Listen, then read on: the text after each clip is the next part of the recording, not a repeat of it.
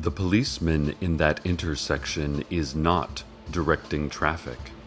He's coding an urgent message to all of us. Welcome to Night Vale.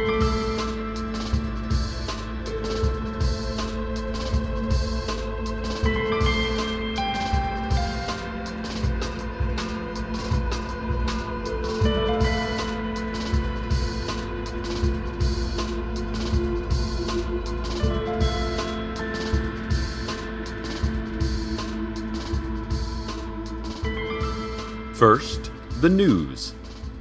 Old Town Night Vale residents are complaining about extremely noisy sunsets. Several agitated citizens are pushing for the city council to do something about the solar shrieking every evening for the past few weeks. One homeowner described the sound as the parched cries of sad buzzards, or perhaps even the unholy voice of Old Scratch himself.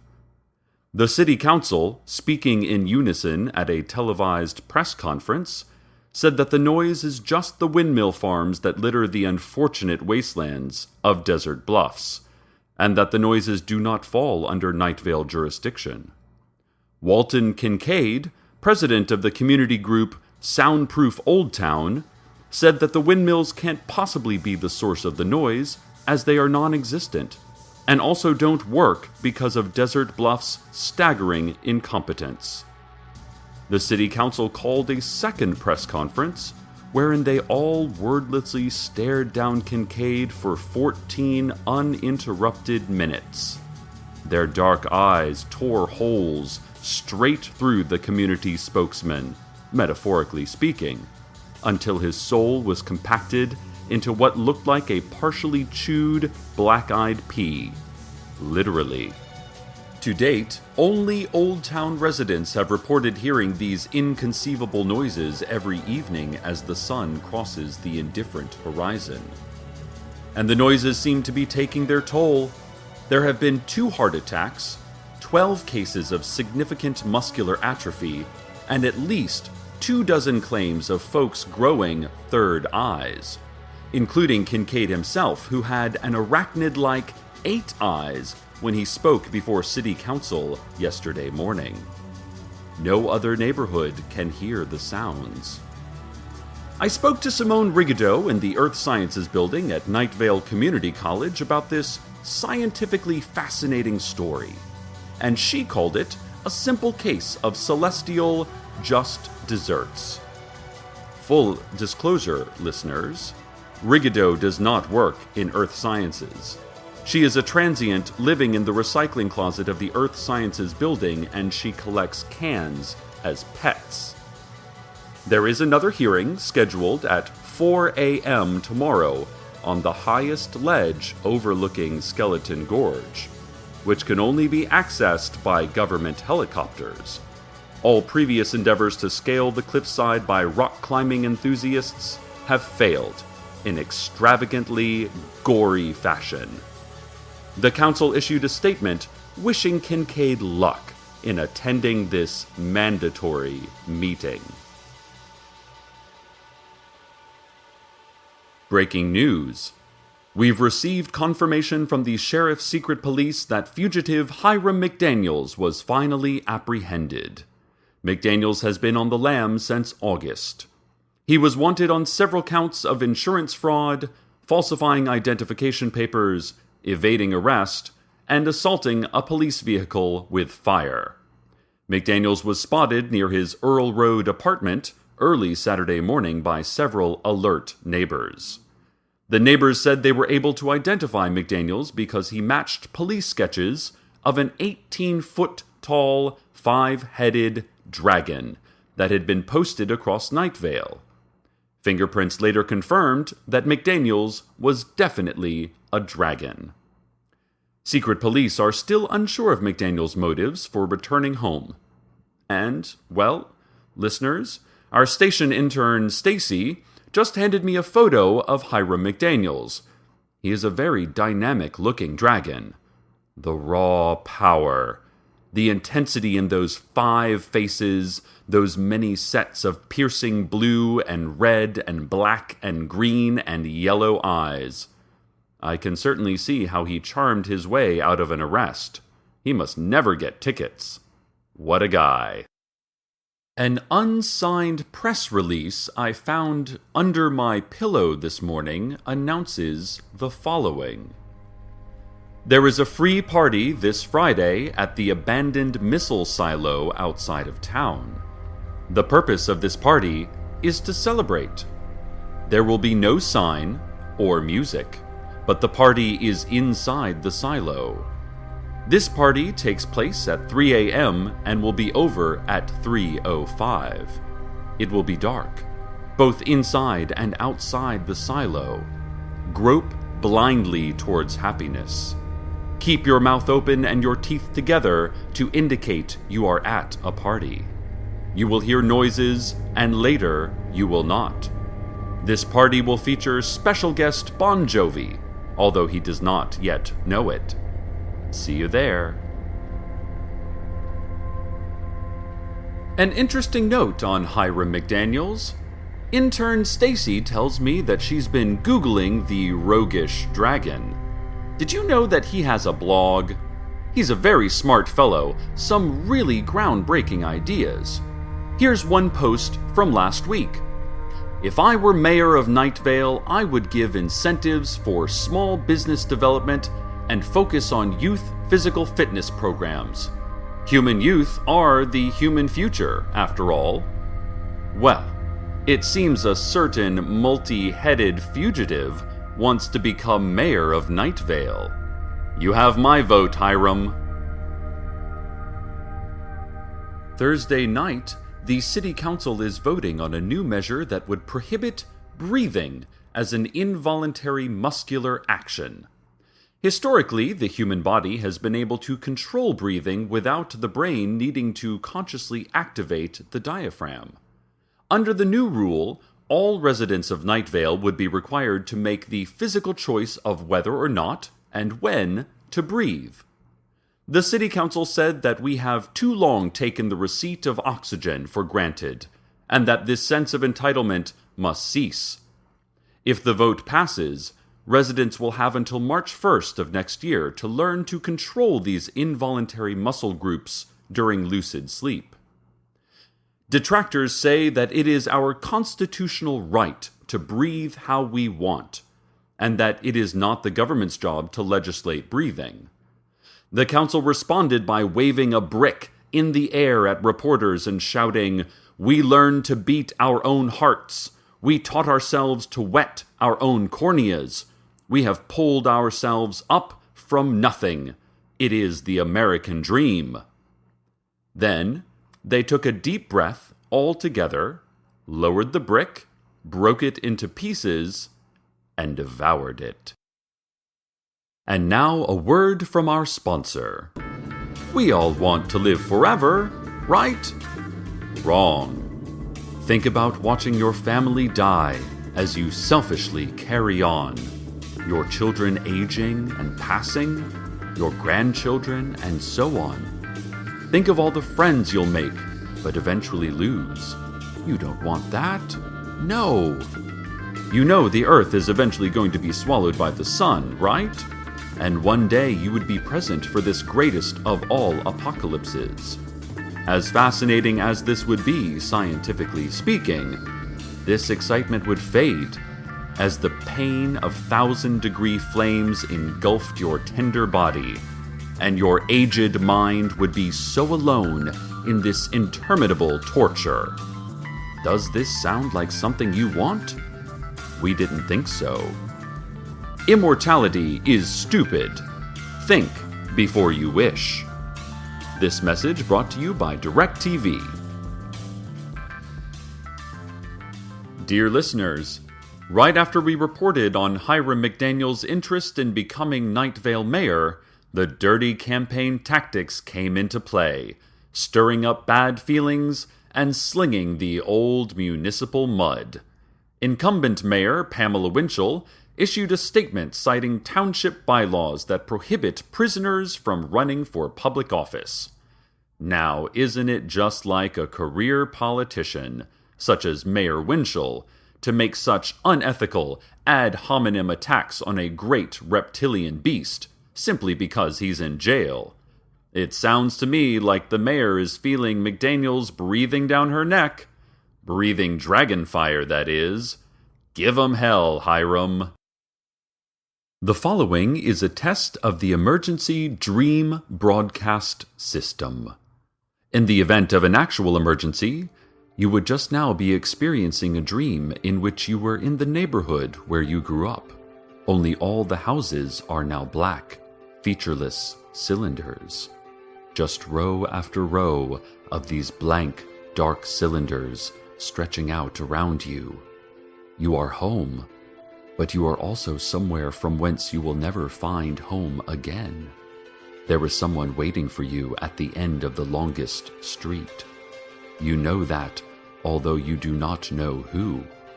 You try to run down the street and it grows longer and longer. You pass by one cylinder in particular and know that it's your house. You stop running. You approach the blank face of the cylinder, its surface seeming to devour light and sound. You reach out, and you are inches from touching it. Just then you hear a ding. You look up to see words in the sky. Possible flash floods, they say. Alert valid until 3 p.m. Once again, this has been a test of the emergency dream broadcast system. The Night Vale Mall is having to deal with angry calls from parents after the Santa they hired for Christmas photos was once again a no-show. Mall public relations officials said that the missing Santa is actually a performance art piece meant to show people how our capitalist idols are truly non-existent, ghosts of materialistic ideas that we have embraced as replacements for true spiritual meaning. A long line of upset parents and crying children stretched from Santa's empty chair to just past the Hollister.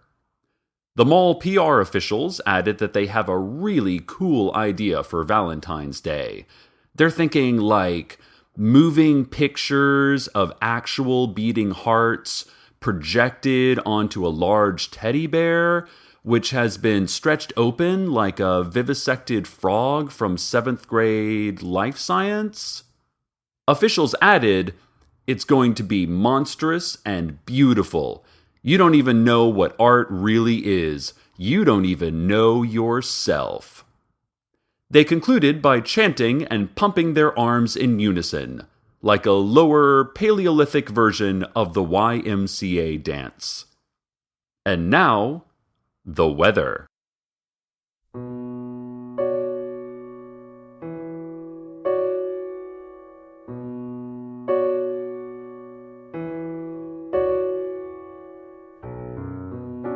Just across from the hospital, still inside of the red lights, a couple blocks from the Orthodox church, that's where the old poet lived. In his eyeglasses and his necktie, at the window looking down on the young men passing by, on the fullness of the town, full of them good time gamblers, full of their restless wives, full of them midnight riders, out in the corridor on a Friday night, out in the brightness of a Friday night.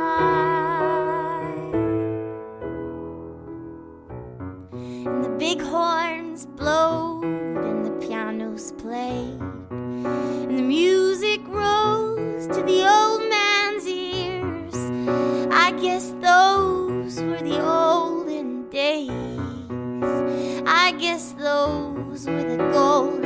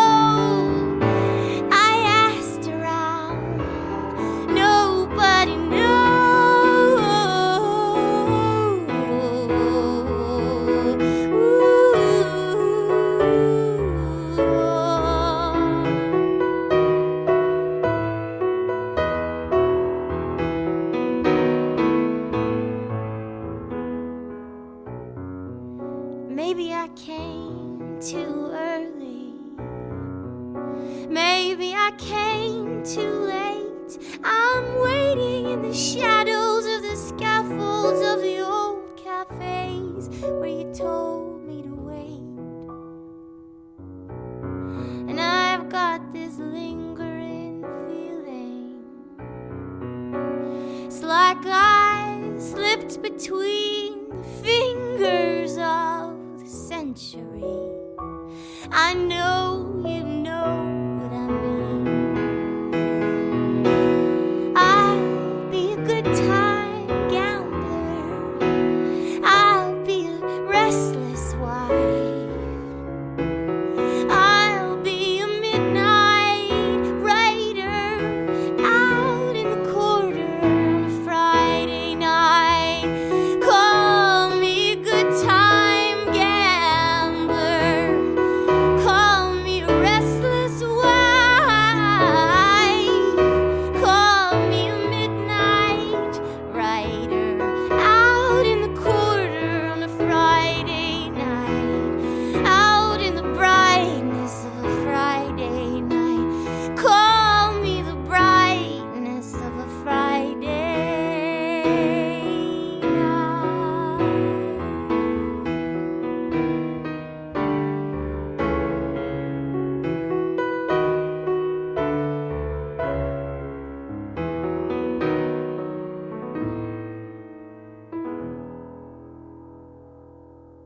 During the break, I received a message from Mayor Winchell's office responding to our previous reports.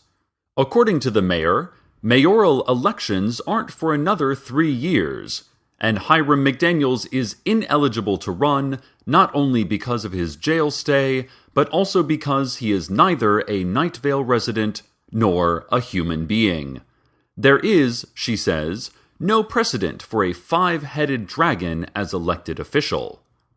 Mayor Winchell also pointed out that writing the throwaway phrase, "If I were mayor of Night Vale," on a blog is not an official declaration of candidacy. "There is paperwork," Mayor Winchell shouted into my voicemail. "You can't just... Oh, she continued, trailing off slightly at the end. What followed was about 95 seconds of loud stomping and what sounded like wood chopping in the distance before the message finally ended. Allow me a retort, dear listeners, with this brief editorial. With all due respect, Madam Mayor, have we not had enough dragon bashing? Our great country once held to some terrible old customs, but we grew up. We learned. We abolished slavery. Women won the right to vote. Ghosts can now marry, but of course not have children. I mean, that would be a real slippery slope. And our own little burg is on the verge of becoming the first city in this great nation to legalize time travel. So let's loosen our collars. Let's march into the reptilian future, not cling to the narrow past. Just because a dragon is a dragon and has 5 heads doesn't mean he can't lead our community. Sure, critics will say, "Oh, but Cecil, what if his 5 heads don't agree on something? What if one's like, 'Yeah, let's build this school,' but another's like, 'No more schools,' and the others are drunk or sleepy or something? How can we agree to elect 5 heads that can't agree with themselves?" To this, I say, shame on you for your negative stereotypes of multi-headed beings. Free your mind. The rest, as our official town song says, will follow. The song also says, "Lap deeply of the scarlet mud after the blood rains of the apocalypse." But I don't think that quite applies here. So with this, I am proud to offer my endorsement of Hiram McDaniels for Mayor of Night Vale. Sure, the election isn't for 3 years, but it's never too early to effect change. And in that time, we will rally, we will petition to get what we want, and soon a great leader will rise. Lead us to that future, Hiram. Ah, but that is later. Now, it is dark. It is quiet. Just you and me, dear listener. Just my voice traveling from this microphone, traveling silent and immediate across sleepy homes and lost souls to your ears. You curl under a blanket, protecting your body from the world, excepting a few clever spiders. And you are listening, hearing me. Sleep heavily and know that I am here with you now. The past is gone and cannot harm you anymore. And while the future is fast coming for you, it always flinches first and settles in as the gentle present. This now, this us, we can cope with that. We can do this together, you and I, drowsily but comfortably. Stay tuned now for our 2-hour special, Car Alarms and Their Variations, brought to you commercial-free by Canada Dry. Good night, Night Vale. Good night.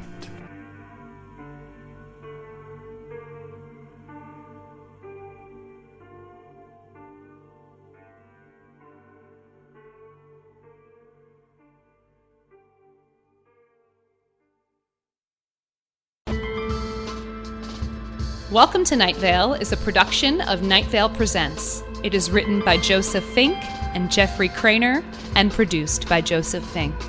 The voice of Night Vale is Cecil Baldwin. Original music by Disparition. All of it can be found at disparition.info or at disparition.bandcamp.com. This episode's weather was Of a Friday Night by Aeneas Mitchell. Find out more at aeneasmitchell.com. Comments, questions, email us at info@welcometonightvale.com or follow us on Twitter at Night Vale Radio. Check out welcometonightvale.com for more information on this show and check out the other cool podcasts we make with Night Vale Presents. And while you're there, consider clicking the donate link. That would be amazing. Today's proverb: does the carpet match the drapes? No, it doesn't. You're the worst interior decorator. Please leave my home.